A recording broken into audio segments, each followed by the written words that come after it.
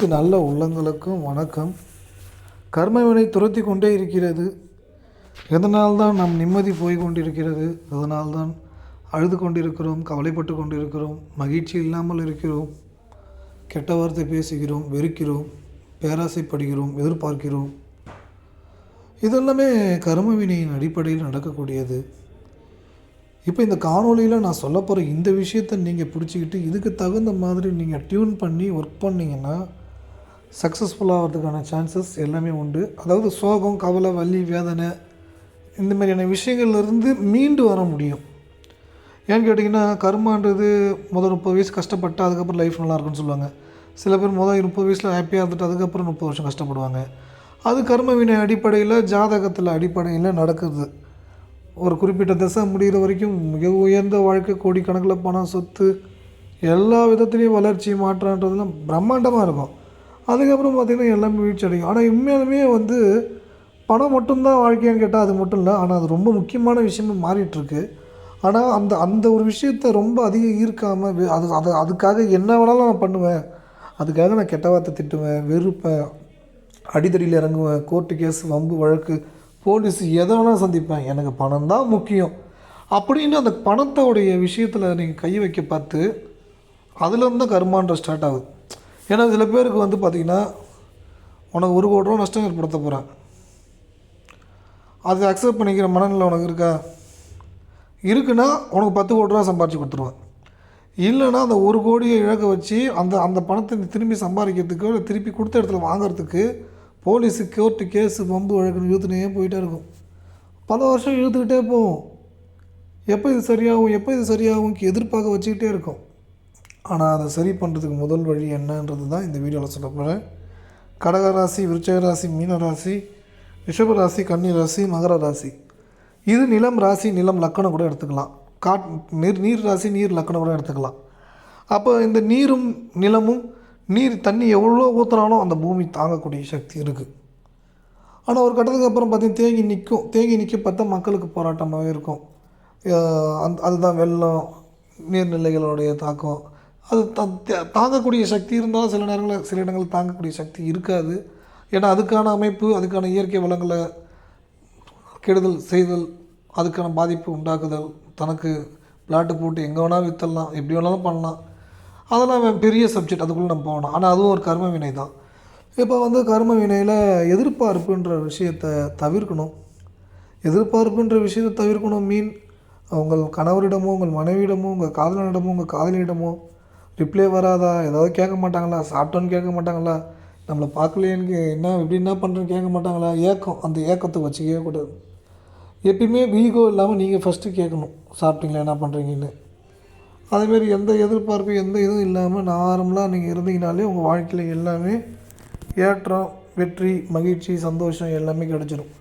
அதை விட்டுட்டு அதேமாரி கேட்கணும்னு எதிர்பார்த்து கவலைப்பட்டுட்டு இருந்தாலும் தொல்லை. அதை இதயத்துக்குள்ளே வலியை ஏற்படுத்திக்கிட்டு, ஏன்னா இந்த இடத்துல தான் பஞ்சபூதம் வேலை செஞ்சுட்டே இருக்கும். உடல் நோயை கொடுக்கறது, நவகிரகம் மனசுக்கு எடுத்து விட்டுறது, இது எல்லாமே ஆக்டிவேஷனில் தான் நிறைய பேர் வச்சிட்ருக்காங்க. அதனால் உங்கள் பணத்தை இழந்துட்டீங்க, அது திரும்ப கிடைக்கணும் அப்படின்றது இறைவன்கிட்ட ஒப்படைச்சிட்டு வேறு வேலையை பார்த்துட்டே இருக்கணும். அதை நினச்சிட்டே இருக்கக்கூடாது. ஃபஸ்ட்டு விஷயம் இதே தான் காதல், இதே தான் துரோகங்கள், வலிகள், ஏமாற்றங்கள், எதிர்மறை மனிதர்கள், சொந்தக்காரர்கள், உறவினர்கள் எல்லாமே கடவுள்கிட்ட ஒப்படைச்சிட்டு அடுத்து வேறு ஒரு வேலையில் கவனம் செலுத்திட்டு போயிட்டே இருக்கணும். கர்மா அவங்களுக்கு வேலை செய்யாது, அவங்களுக்கு ஒன்றுமே பண்ணாது கர்மா. இதில் ஸ்பெஷலிஸ்ட்டு என்னன்னு கேட்டிங்கன்னா, நீர் ராசிக்கு ரொம்ப ஸ்பெஷல். எல்லா உயிர்களும் நல்லா இருக்கணும், சந்தோஷமாக இருக்கணும், மகிழ்ச்சியாக இருக்கணும்னு சொல்லிட்டு தண்ணியை குடிக்கணும். அதேமாதிரி எல்லா உயிர்களும் சந்தோஷமாக இருக்கணும்னு சொல்லிட்டு ஒரு கைப்பிடி மண்ணை எடுக்கணும். நிலம் ராசி, ரிஷபராசி, கன்னிராசி, மகர ராசி, ஒரு கைப்பிடி மண். அங்கே தண்ணி குடிக்கிறது நீர் ராசி, கைப்பிடி மண் எடுக்கிறது நிலம் ராசி. அப்போ அந்த மண்ணை எடுத்து என்ன பண்ணணும்னா, நீங்கள் ஒரு பேப்பரில் எழுதி அதை மடித்து வைக்கணும். கொஞ்சோண்டு மண் போதும். அந்த எனர்ஜி அதை இழுத்து வச்சுக்கும், அந்த விஷயத்தை நடக்க வச்சிடும். தண்ணி குடிக்கும்போது எழுதிட்டு தண்ணி குடித்தாலும் அந்த விஷயத்தை நடக்க வச்சிடும். அப்போ உதாரணத்துக்கு எப்படி எழுதலாம், என் வாழ்க்கையில் நான் மகிழ்ச்சியாக சந்தோஷமாக இருக்கிறேன் அப்படின்னு எழுதிட்டு ஒரு தண்ணியை குடித்தா போதும். அது 20 தடவை எழுதணும், 2ஆம் நம்பரில் எழுதணும், அது சந்திரனுடைய ஆதிக்கத்துக்கு. ஓகே, அதேமாரி நிலராசியை பொறுத்தவரைக்கும் 6ஆம் நம்பர் எழுதணும். 6ஆம் நம்பர் முதன்மையாக இருக்கும். காரணம் 6க்குரிய முதல் ராசி சுக்கிரனுடைய ராசி ரிஷப ராசி, அங்கே தான் ஆட்சி. அதேமாதிரி கடக ராசியுடைய முதல் ராசி அங்கே தான் ஆட்சி பெறும் சந்திரன், அதாவது 2, 6ன்னு சொன்னேன். அப்போ அதை எழுதும்போது அந்த எனர்ஜியை நீங்கள் ரிசீவ் பண்ணுறீங்க. ஆனால் ஏக்கத்துக்குள்ளே போகக்கூடாது, அசிங்கமாக திட்டக்கூடாது.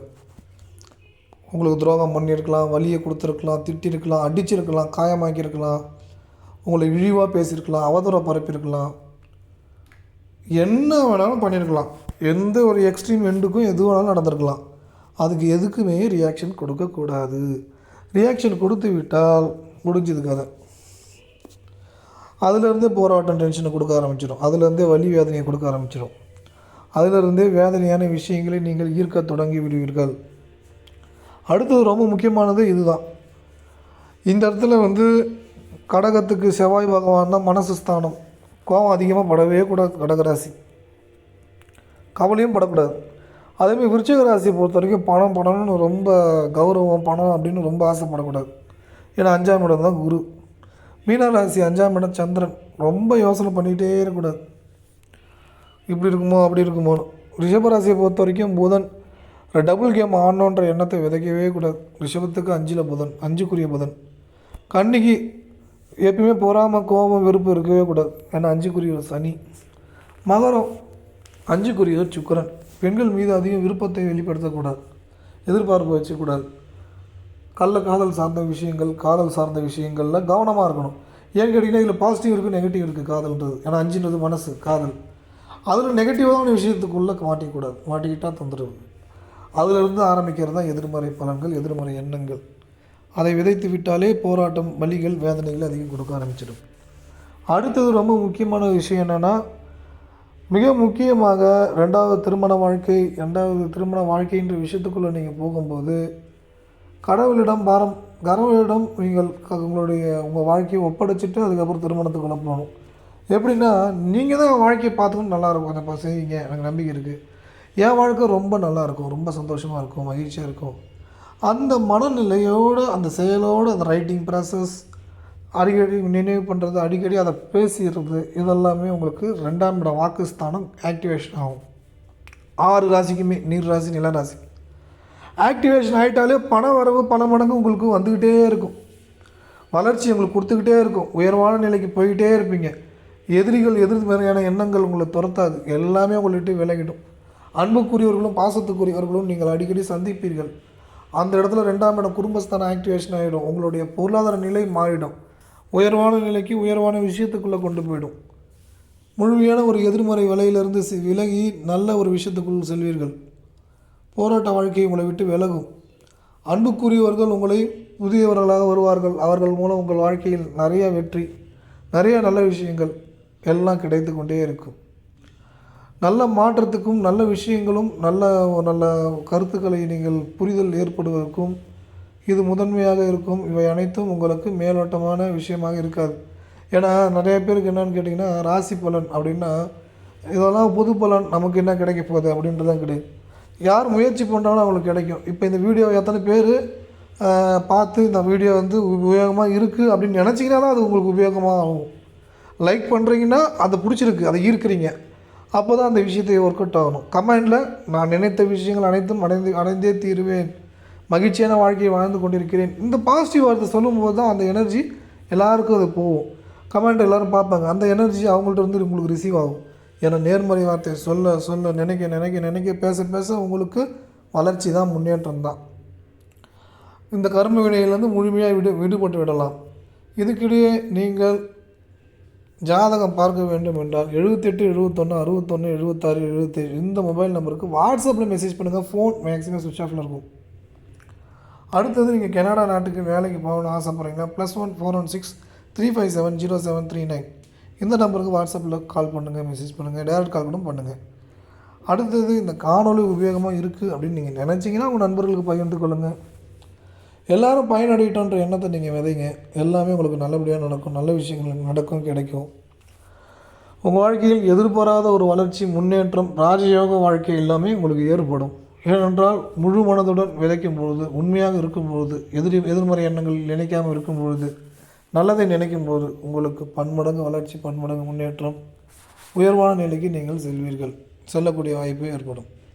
நல்லதே நினைப்போம், நல்லதே நடக்கும். கமெண்டில் கருத்துக்களை தெரிவியுங்கள், லைக் செய்யுங்கள், சப்ஸ்கிரைப் செய்து கொள்ளுங்கள். இது ஒரு புதிய சேனல்.